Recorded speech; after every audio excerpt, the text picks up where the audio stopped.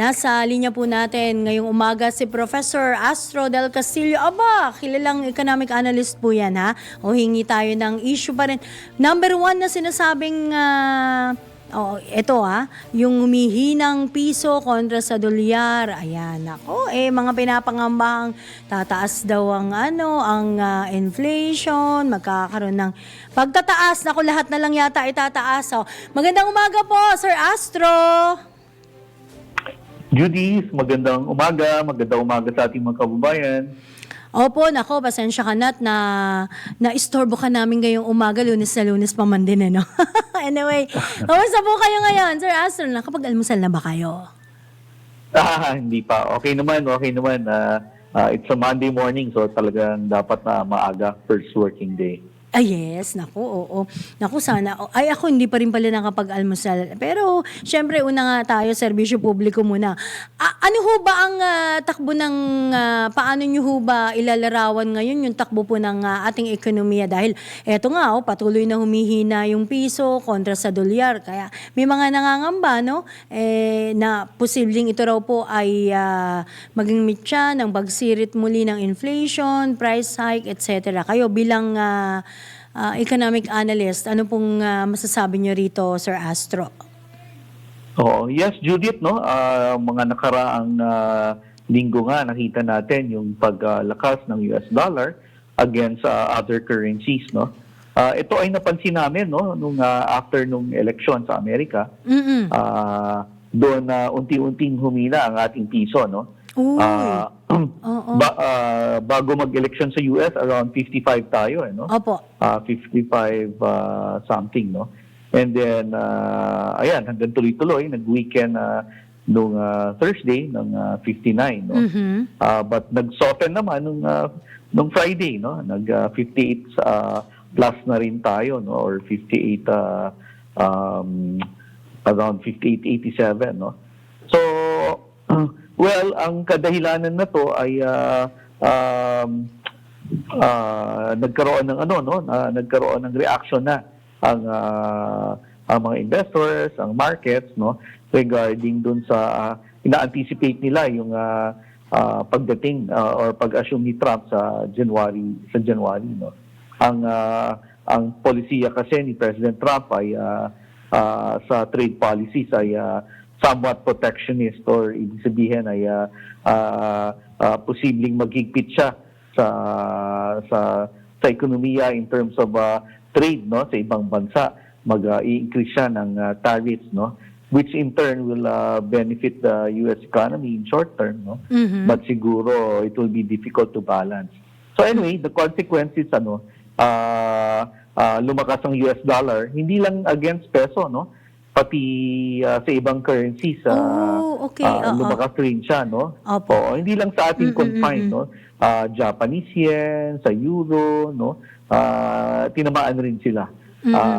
But tingin naman natin, mag-stabilize to in the coming weeks, no? Especially, magpapasko na, Judith, no? Yes, Magbabagong taon na. So, yung OFW remittances, makikita na natin na unti-unti nang papasok, and hopefully mag-soften yung epekto nga ng isang malakas na dollar against the peso. Opo.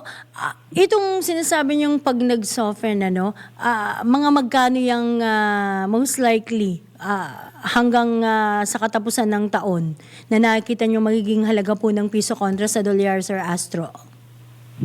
Oo. Well, for now, dahil napaka-erratic ng sitwasyon, no? Hanggang ngayon we are still speculating kung ano talagang pwedeng gawin ni President Trump once sa pag-upo niya. Medyo controversial rin kasi yung mga ina-appoint niya ngayon, no? So isa 'yon sa mga reaction ng merkado. Pangalawa, kaya rin lumalakas ang US dollar dahil yung geopolitics medyo continue na nagiging problema natin, no? Ito yung pinag-uusapan natin sa yung geopolitics, yung nangyayari sa Ukraine, yes, sa Middle East, no? Oo. Mga Ito ay dissuade tuloy sa mga investors, no? So nangyari yan, nagpe-play safe sila, pupunta sila sa mga dollar assets, Opo. so mas namimili sila ng dollar, so kaya mas lalong lumalakas ang US dollar, no? So tingin natin na hopefully, no, within this year bumalik pa rin sa 55, 56 yung peso. But again, it will depend on the yung news about yung sa US and also in geopolitics. All right. Sir Astro, may mga, I'm sure nitong bago mag-weekend, may mga, alam mo na, controversial na mga pahayag, di ba? Itong sinasabing pagbabanta sa pagpapapatay, etc. No? Dito kay na Pangulong Marcos, kay First Lady, of course, at sinasabi kay House Speaker din, napahayag po yan ni Vice President Sara Duterte. Sa tingin nyo, may magiging, although it's a political thing, sabi nga nila, kasi matagal pa naman ng 2028, di ba, Sir Astro, no? Pero, may epekto ba yan sa ekonomiya natin? Itatakbo ng ekonomiya natin? O sa mga susunod na araw? Oo. Well, Judith, no, nakita naman natin na during the past 2 weeks, no, na even months, no, na it seems like politics is really taking the front seat, no? Yes. Rather than dun sa mga concerns natin about food security, Actually, energy security, right. lalo na after nung sunod-sunod na pagpuntirya sa atin ng mga bagyo, no? Bilang ekonomista, no, though I'm not a political analyst, I'm more of sa economy, no? You're right. Mas gusto namin na nakafocus sana ang gobyerno, ang mambabatas sa usapin sa ekonomiya, no? Sana pinag-uusapan yung katulad niyan, paano natin mahanda ang sarili talaga natin dahil sa climate change, no? Grabe yung bagyo, no? Ang daming pwedeng i-discuss doon rather than itong politics na ito, no?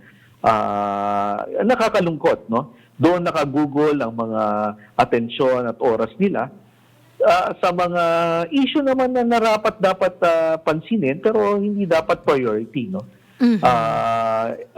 Ito, walang political bias ang sombrero natin, ekonomista. Sana nakafocus sa katulad niyan, sa land use.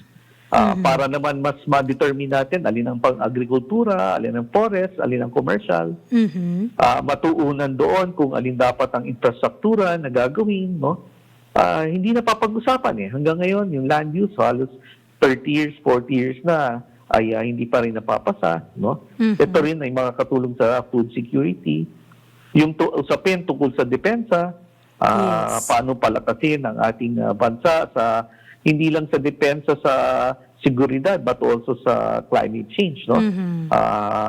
Ito yung usapin na medyo sensitibo nga, yung Citizen Service Act or ROTC, na tuturuan ng kabataan na maghanda para sa mga disaster, no? And also national security threats. Ito sana yung mga pinag-usapan natin rather than itong mga ingay na ito, no? Nakakalungkot. Ito ay lalo na kung yung mga sinasabi lang impeachment at kung ano-ano pang mga ingay na yan. If this will continue to be the priority of government, then nakakalungkot. Mas lalampasan tayo ng mga investors, no? Kung makita mo naman yung ating neighboring countries, grabe rin ang pagpasok ng investment sa kanila, no? Lumakas rin sa atin pero mas malakas sa kanila, no? Yes. Yung agrikultura nila nakakasuporta sa kanila, hindi naman sila ganun talaga agricultural country na hindi naman napapaligiran ng tubig, no? So yun ang tingin natin. I think government, be it administration and opposition, should really magkaroon ng ceasefire. Mag-focus doon sa talagang hinaharap ngayon, no? Inflation, lalo na katulad ng banggit mo, humina ang piso, no? Dapat yun ang paghandaan. Pagtaas ng presyo ng bilihin, no? Ng pagkain, na hanggang ngayon ini-import natin lahat, no? So madaming kailangan pag-usapan, Judy. Opo, kasama na rin dyan siguro, Sir Astro, yung pagbibigay ng marami pang trabaho sa mga Pilipino, no? Di ba? Dahil Correct. And sana kung talagang may sense of, alam mo na, priority rin itong ating mga political leaders, Opo. sana nag-unify talaga sila, ano? Hindi biro yung hinaharap natin na problema sa pagkain, sa inflation, sa presyo, no? Even sa power and energy, mahal pa rin, baka magkulang pa rin, no? Ito yung mga dapat pinag-uusapan, Judith, no? Rather than yung mga bakbakan sa politika. Politika, Na nakakalungkot, no? Na talagang naapektuhan ng ating ekonomiya. Oo, totoo naman din yan, Sir Astro. Siyempre, magsasuffer dyan yung tayong mga Pilipino, di ba? Imbis na tayo'y dapat maiaangat ang buhay ng mga Pilipino, di ba? Ang kalidad ng buhay ng bawat Pilipino. Sir, baka meron pa kayong gustong ibahagi sa ating mga listeners, sa ating pong mga kapwa Pilipino? Ayan. Well, Judith, yung topic mo about the peso, no, and the economy, masabi lang natin yung paghina ng piso ay hindi dapat ika-alarma or magpanik ang ating mga kababayan. Ito ay dapat paghandaan. Ito ay parte na ng siklo ng nangyayari sa mundo, no? Geopolitics, yung panibagong leadership at yung kanyang pananaw sa Amerika, no, ay nakaapekto talaga sa US dollar, no? Na-strengthen siya for the meantime, no, at naapektuhan ng karamihan nga na currency sa buong mundo, lalo na yung piso, no. So ito ay kailangan paghandaan. Tama rin na banggit mo kanina, ang consequence to ay posibleng mas mataas ang bilihin dahil lahat ay halos lahat ini-import natin na duties, no. Oo nga. Ito dapat talaga ang issue na pinag-uusapan at nire-resolve ng ating government leaders and ng mga political leaders, no, regardless of their party, no. Dapat pinagtutuunan. Noon pa namin sinisigaw to. Noon pa natin yata pinag-usapan to, Judith. Yes, ang problema sa pagkain, sa power and energy. Opo. Matutukan pa lang yun. Ang laking ginhawa na yan para sa ekonomiya natin.